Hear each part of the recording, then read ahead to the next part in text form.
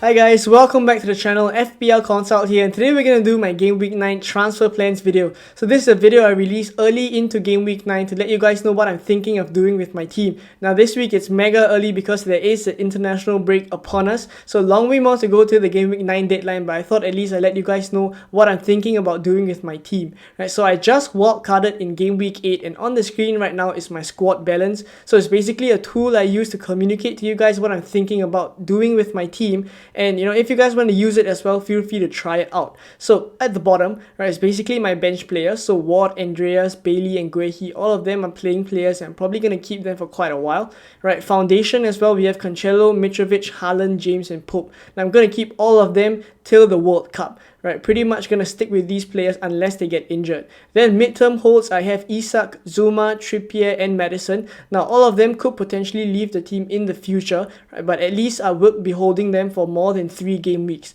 Now short-term holds, there's Martinelli and there's De Bruyne for various reasons. Now Martinelli would soon make way for a potential ZAHA move into my team come game week 10. Right, I'll show you guys later on using the tinkering tool.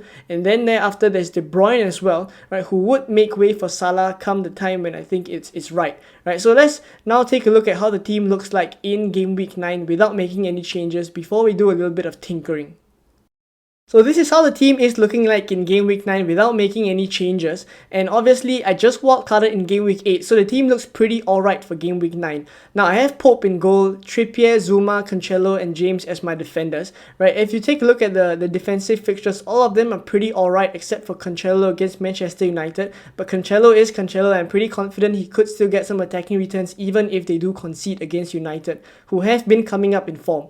Right, and then in the midfield we have Martinelli, Maddison, and De Bruyne. Right, the only one I would worry about there is Tottenham for Martinelli, but I think given his explosiveness and how on the counters Martinelli is always really sharp, I think he could get some returns still. Right, so not thinking of moving him on just yet. And then up front there's Isak, Haaland, and Mitrovic. Now all of them in with a shout, especially Haaland. I think a decent captaincy shout even though it's against Manchester United, but we'll talk about captaincy closer to the Game Week 9 deadline. But for now, this is how the starting 11 is looking like. On the bench I have Ward, Bailey, Andreas, and Guehi. Now there could be some cause for me to start Bailey ahead of some players in the current starting 11, so I'll think about it for a while and decide if I want to start Bailey instead, right? But there are a couple of transfer moves this week and the future game weeks that I have planned for this team, so let me tinker around a little bit with the team and let you guys see what moves I'm thinking of making.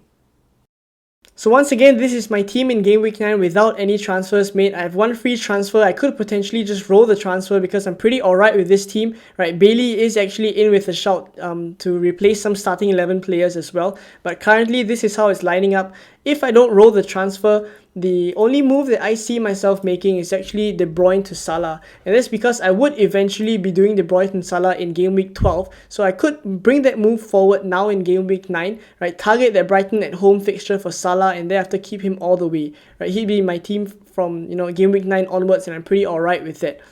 And alternatively, let's say I keep De Bruyne, right? I roll the transfer, and I fast forward to Game Week 10. I probably would do Martinelli to ZAHA because Martinelli has Liverpool and Man City to follow, right? ZAHA has Leeds, and thereafter really good fixtures all the way up till 16, so I can just keep him all the way till the World Cup.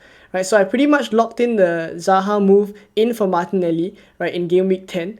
And if I fast forward to Game Week 11 now, right, 2 free transfers, and what I intend to do is Isak down to Solanke to give me funds to bring in Liverpool boys in Game Week 12.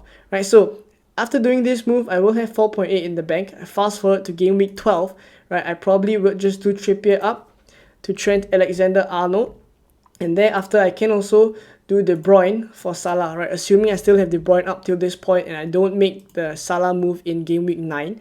Right, I will line up something like this in Game Week 12, which is one of the game weeks I'm leading up to because we know that City blank, right? So that we will have to account for that.